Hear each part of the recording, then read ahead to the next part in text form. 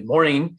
Thank you for joining us for our latest Learn and Grow seminar on how to start an endowment program. My name is Tyler Curtis. I serve as the Chief Development Officer for the Kansas Area United Methodist Foundation, and we'll be kind of introducing our presenter today, as well as perhaps asking some questions on your behalf and guiding us through a couple of things. So before we get started, let's just begin with a word of prayer.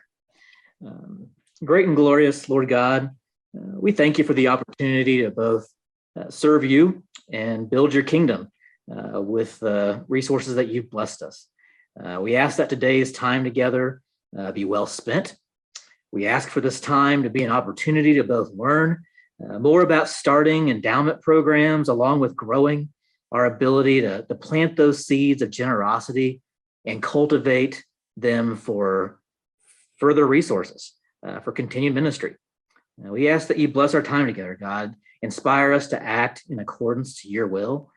Provide us with those generous donors who want to wish and make meaningful impact through our ministries of love. And we ask all this in the name of the ultimate example of sacrificial love and devotion, in the name of that one who is most generous in giving, in the name of your holy and precious Son, our Lord and Savior, Jesus Christ. Amen. Our presenter today is certainly familiar to most people on this screen today. Reverend Dr. Dustin Petz will be our presenter today, and he serves as the president and CEO of the Kansas Area United Methodist Foundation. Dustin's been with the foundation and in that role since July of 2018. He's passionate about helping individuals and families be good stewards of their resources with which God has faithfully entrusted them. Dustin also has a desire to see churches, agencies, other institutions invest those resources in socially responsible ways in accordance with the Book of Discipline. Dustin is an ordained elder of the United Methodist Church and served as a local pastor for 18 years, including communities and congregations across Kansas and Nebraska prior to joining the Kansas Area United Methodist Foundation in 2018. Dustin, thank you for sharing with us today, and we'll give you a virtual welcome, okay? So imagine a string of applause at this point. I'll turn it over to you, Dustin. Thank you, Tyler. It's my joy to have you all here with us today and to share in this time of learning about process of starting a local congregation or other ministry endowment program. As Tyler said, if you have questions, I'm happy to receive them along the way. We'll also have a time towards the end to do more of a Q&A. So I'm going to jump and share my screen with slides. You should have received these in the email if you had registered. So here we go.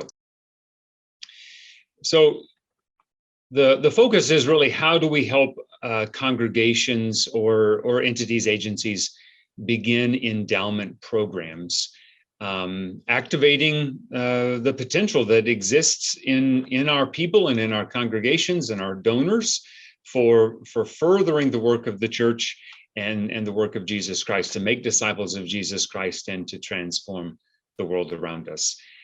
Tyler also already shared, he serves as the Chief Development Officer.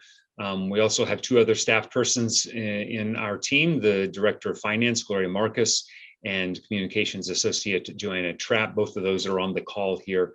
And so we give thanks for everyone who's able to be with us today. I guess where I want to start is simply thinking about theology and our belief about the created order and our belief about the resources that we have in our lives.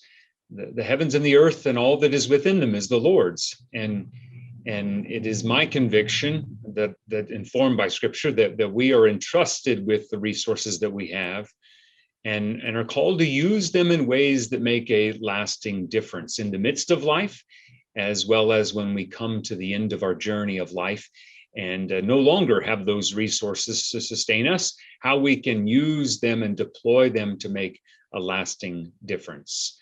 The two scripture passages here, the first one from Paul's letter to the church in Corinth, and God is able to provide you with every blessing in abundance, so that by always having enough of everything, you may share abundantly in every good work. And then the words of the Lord to Abram and Sarai, I will bless you and you will be a blessing. It's really with an assumption that we have the resources that we have and we're called to use them to make a difference. And I find and served as a local pastor in churches and discovered that people, they want to give, and they want to give in ways that are meaningful, and they want to make a difference for the ministries of the church now, as well as for future ministries where God is leading, the Spirit is blowing for the church to be at work. And so in this slide and the next slide is really the big picture. I think we need vision of how we'll use those resources from faithful donors who give to us. How will we use them to make a difference? What does that look like? How will it support our ministry? What ministry can we not do unless we have generous donations from our faithful people, and have this sustained pool of resources to support ministry for generations to come? So I think vision is a piece of that. I think we need to put in place the process and communication and clear understanding of how it will work and how we'll steward those resources well. For many folk, they want to give a gift, and they also want to make sure it's used in the ways that will meet their wishes, their charitable wishes, and will be well cared for, invested, and deployed to do so. And so I think having those policies and trustworthy process is really important. And then the next one is really about making an invitation, having the communications, engaging our congregation members, and inviting them to give a gift now or in their estate plan that will make a difference, and telling the stories of those impact. If we have those three big picture pieces in place, I think we'll be able to grow our endowment resources, not so we have a pile of resources, but so that we have a tool that deploys resources into ministry to make a difference. The last church that I served was a congregation in Nebraska, northeast Nebraska, and one of the funds, they had multiple funds, but one of the funds that we had came from a family that was passionate about youth and helping the youth discover calling and purpose in their life, and to discover how God was at work in the world around them. And so they gave this generous gift, and the way that the congregation used it is it would supplement mission trip ministries. So that's how we used it the last year that I was there in ministry. And so part of the ministry money for that mission trip came from the operating budget and for dollars that were raised from the students and the congregation. And the other part came from this endowment that helped the young people learn about Jesus Christ and learn about their ministry.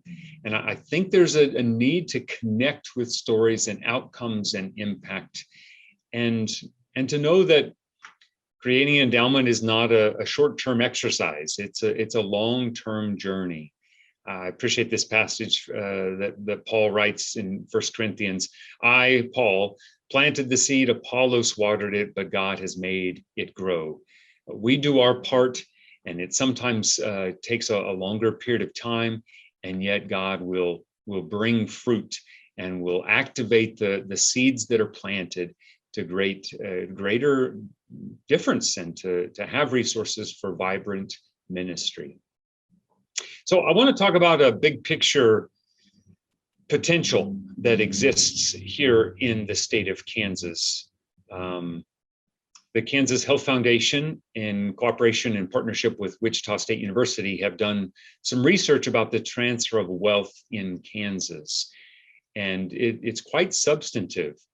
In the next 20 years, it is forecasted that about $350 billion will transfer from one generation to the next in Kansas, which is a fair amount of resources from folk all across the state. And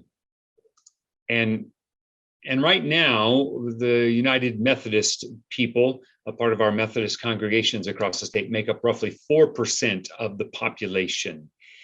And so I just did a general big picture computation that if that percent stayed the same, and if all of us who are United Methodist and our Methodist churches had a fair share, an even share of the resources, and we gave a tithe, all of us, in those 20 years, we would have given for furthering the work and ministry of our church through endowments, roughly $1.5 billion. And every year that would make $75 million for ministry. That's almost 3/4 of what all of the Methodist folk across the state give on an annual basis to support their work of the church. And so I wonder, what would it look like for your church to have 3/4 more resources for doing vibrant and vital ministry, to make disciples of Jesus Christ, to raise up next generations, to be transforming the world that is around you. I think there's a great opportunity for us to let our light shine through the resources that we have been entrusted by God. So the process is really, I'm going to go through some steps here. I'm going to work through 8 steps. If we have additional time, or if there's an interest, I can share some more of those. But I want to walk through this, and if you have questions, you can ask them along the way, or we can ask when I go through these. But I think, first of all, it begins with gaining a sense of an expectation and a vision. I remember some of my congregation members who were faithful supporters of the life of the church.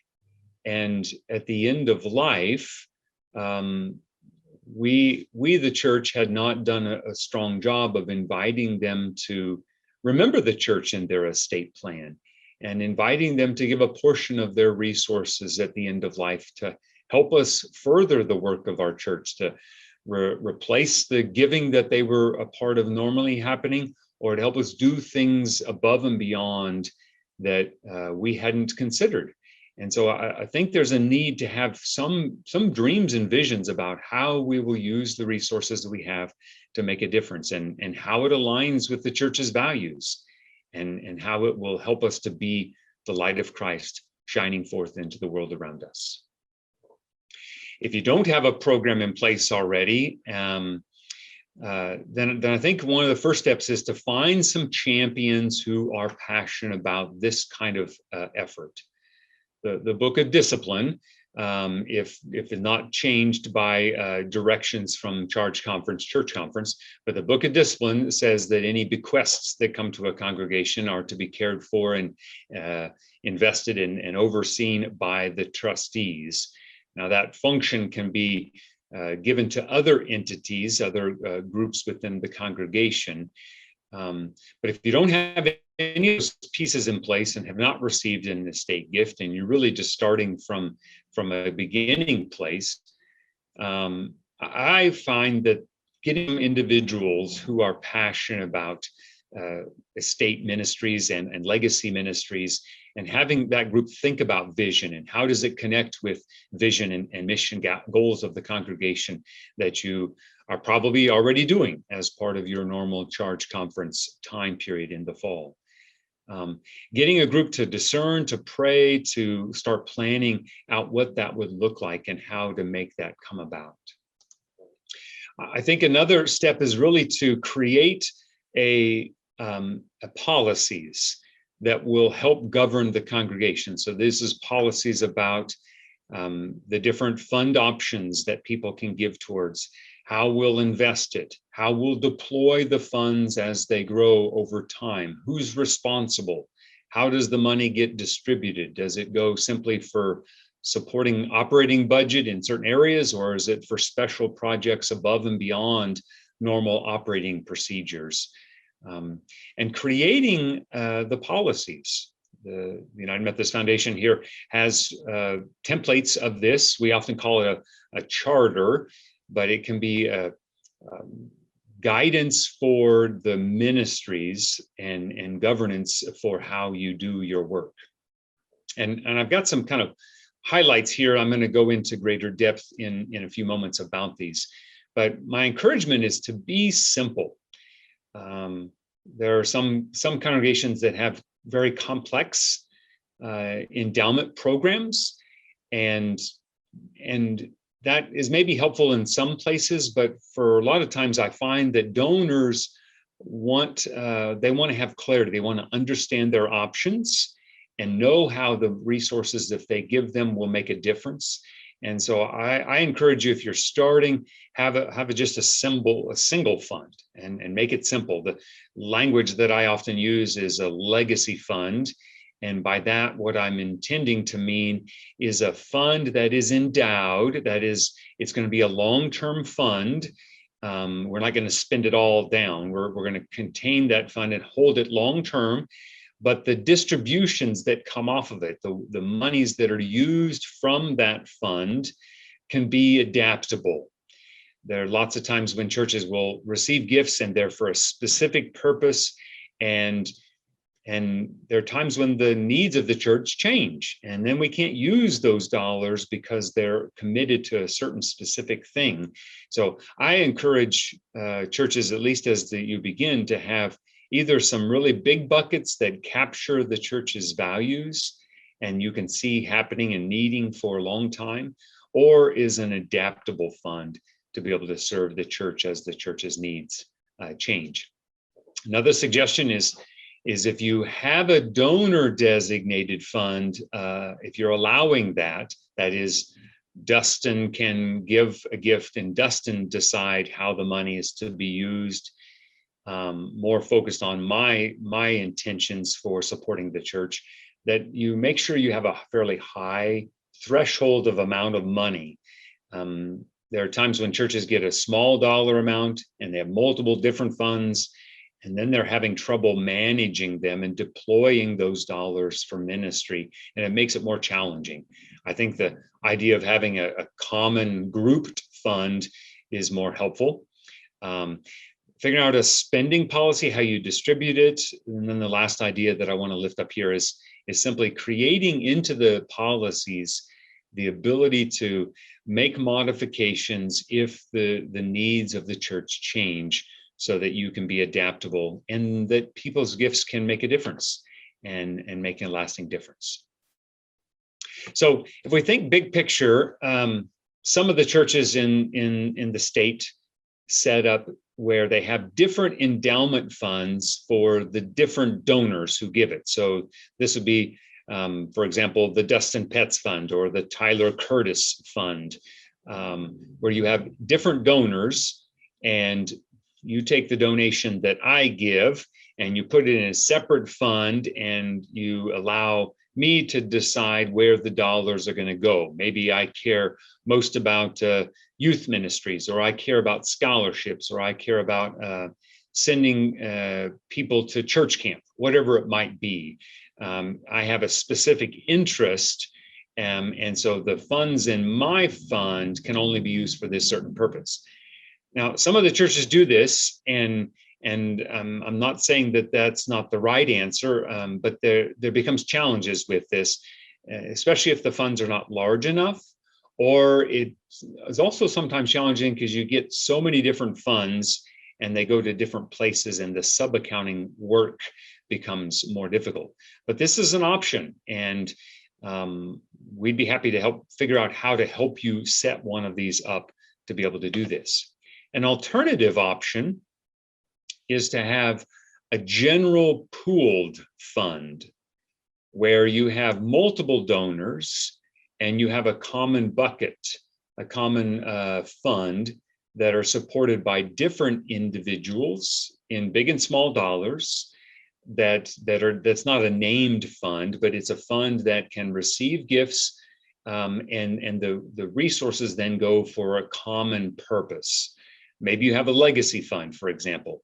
And so this resource that is funded by 2, 10, 100 different donors, and this common bucket will go in the same kind of purposes. It makes it easier to manage the funds and distribute them to make a difference.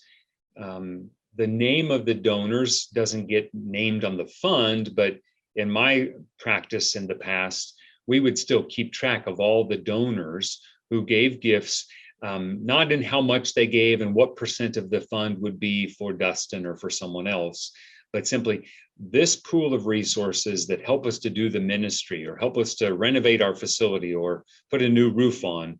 This comes from these families who gave generously to this common fund to be able to make a difference. And so if you're starting, my first encouragement would be to set up a legacy fund, an undesignated endowed fund. Some of the churches do have a few of them. My last church where I served, we actually had 4 such general funds. We had this adaptable legacy fund. We had a fund for building and for facility.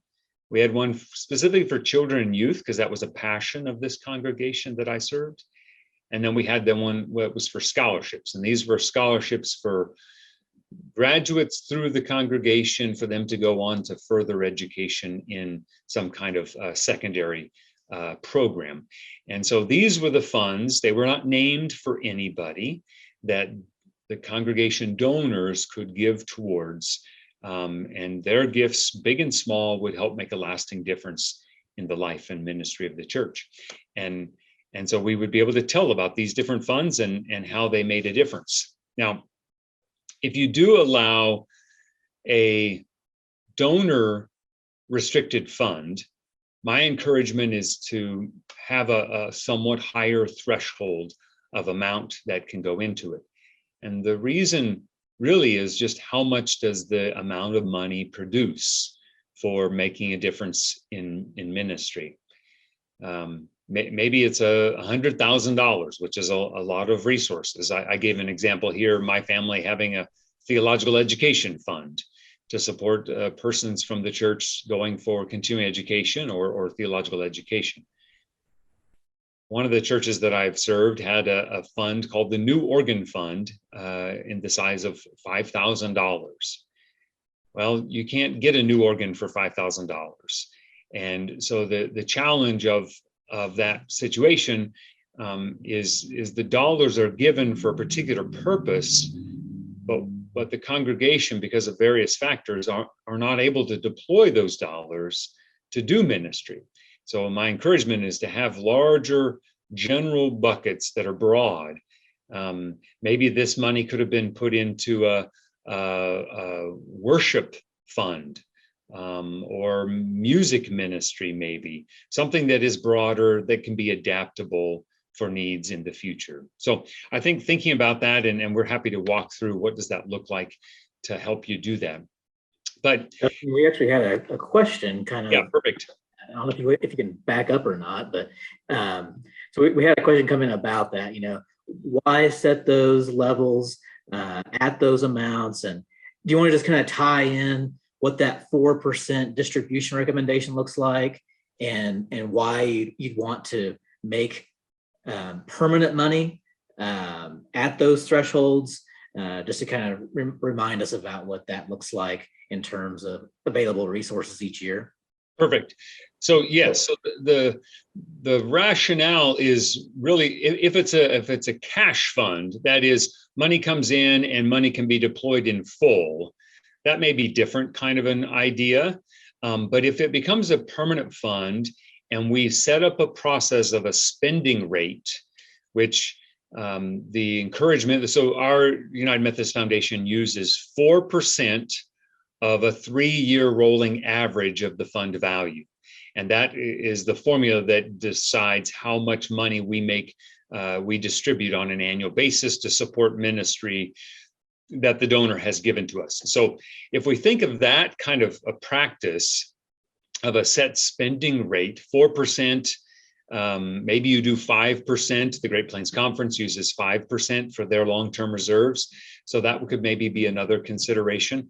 What is the annual amount of money for resource? So let's take for instance, if you had a $5,000 fund, okay, and we set it up as a permanent fund, and we were going to distribute 4% of a 3-year rolling average of that fund, that's going to be $200 going out of that fund each year, roughly.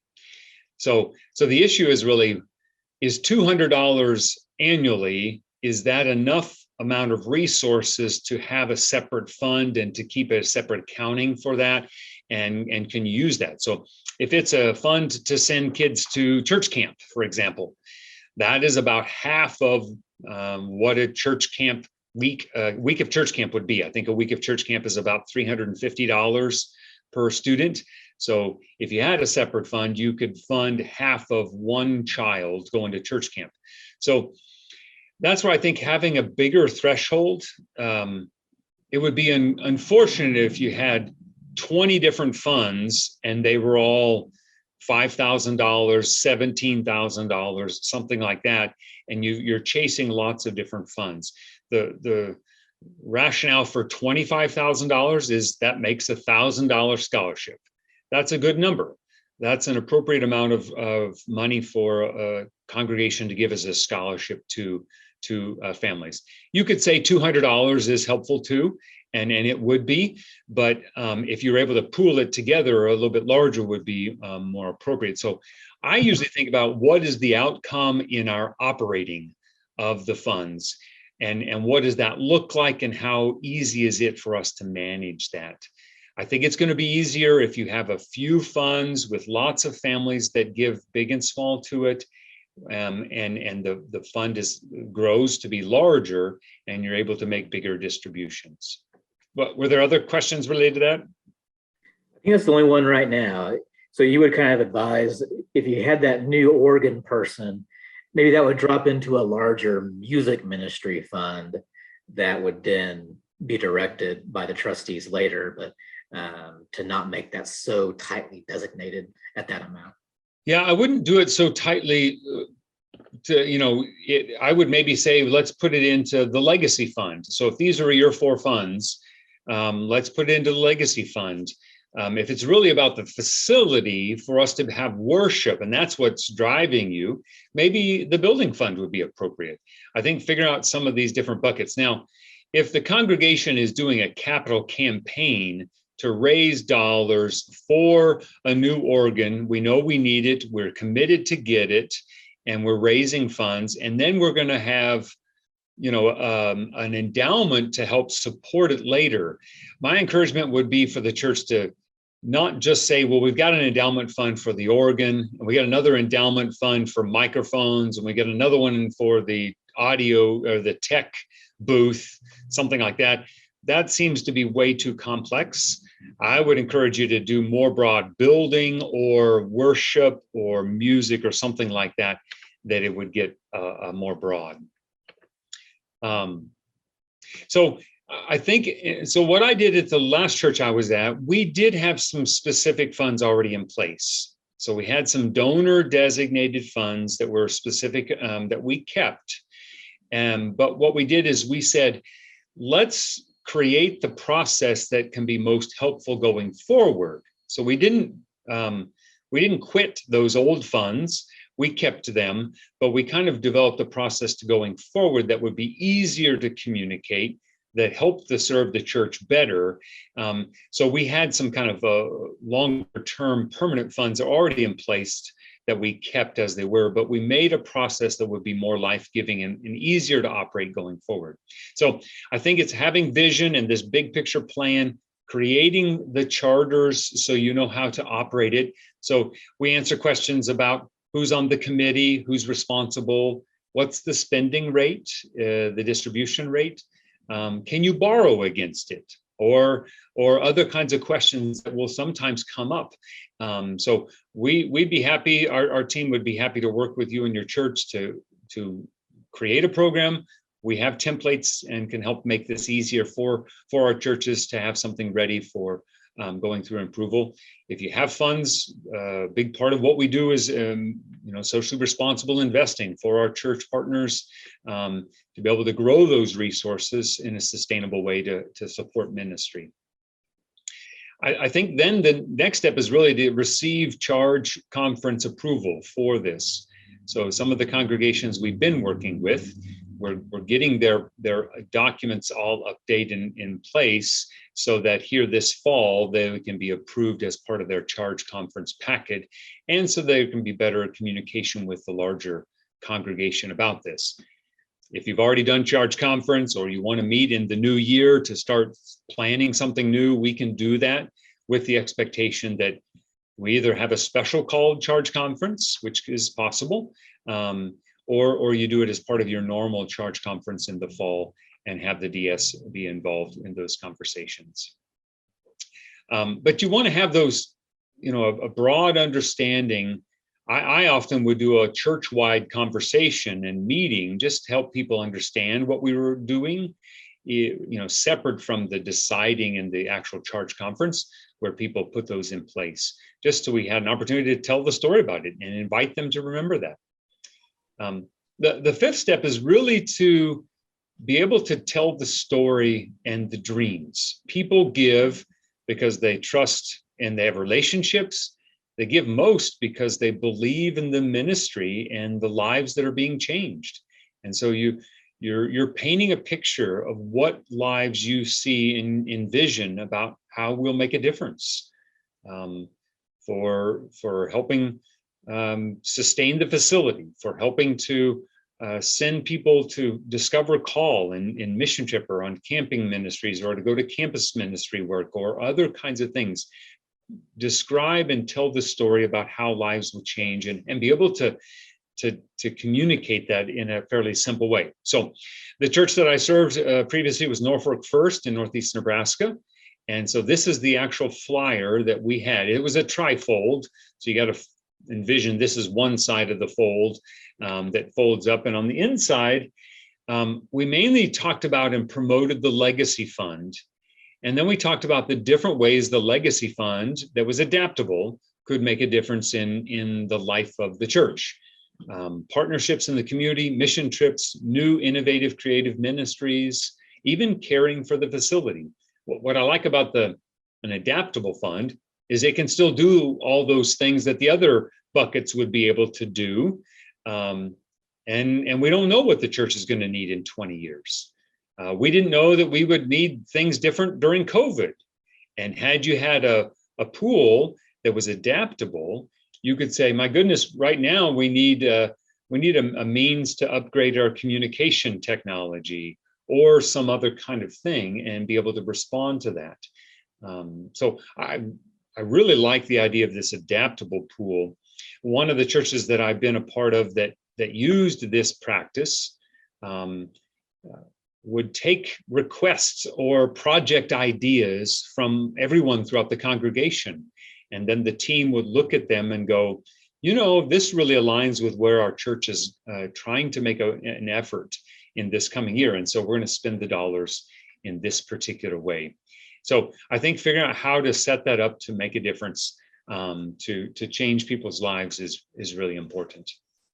So once the big picture is in place, and then you've got charters put in place, maybe you have some seed money to set up the funds. So if there's $1,000 for each of those funds, we can establish a fund at the foundation, a managed fund that is owned by the local church, that you invest with us. We can have all the process and paperwork in place so that when a gift does come, and the team can go, oh, perfect. This is exactly what we're hoping for, is to receive a gift. Maybe it's a $50,000, or maybe it's more, maybe it's less, and can receive that gift and put it to where that family will be honored and remembered and celebrated, and those dollars can make a difference in the life of the church and your ministries. So I think once that's in place, then it's about helping to tell the story and equipping people, doing trainings about this. What I did at my last church is we had 2 trainings a year, and we would bring in an accountant or an estate attorney or a person from the foundation to do teaching and training sessions about helping people think about how they can give now to make the biggest difference, or what are the ideas and strategies that they can take to their accountant or attorney to help them put in place for their estate documents. And as part of those, I would tell stories about Hope Boyle, who was able to go to college of her desire because of a scholarship that the church made, because a woman gave a generous gift of her estate to help make scholarships possible in that church. And I think being able to tell stories and tell impact is so important. We need technical learnings so we know how to do it, but we also need to be captured by ways that lives are changed. That's why we're giving the resources. We're giving resources and giving generously a tithe of our estate, or maybe 25% of our estate, whatever it might be, so that the church can do its work in ministry to make a difference in the world around us. I would often encourage the pastors to engage in preaching about money in some capacity, about 4 times a year. Now, this doesn't mean we have a 4 weeks of money sermon every year. Maybe it's something as part of a bigger series of sermons during Lent, or maybe it's at a different time in the summer.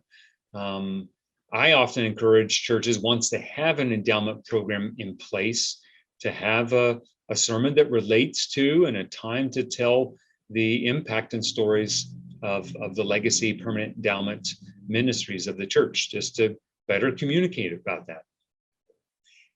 And I think we got to say thank you.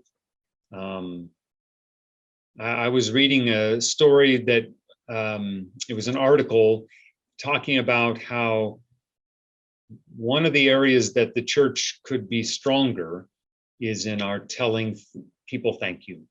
Telling thank you for the regular gifts that are given to the church through the faithful donors to support the operating ministries of the church. And every time we have something that comes in the way of an estate, maybe you find out someone is remembering the church in their estate plan, and you go and say, thank you. How can we make sure we steward this the best? And we're so grateful. This is how this resource will make a difference, and we're so grateful. Every time we're able to deploy those dollars for ministry, connect it to the endowment program.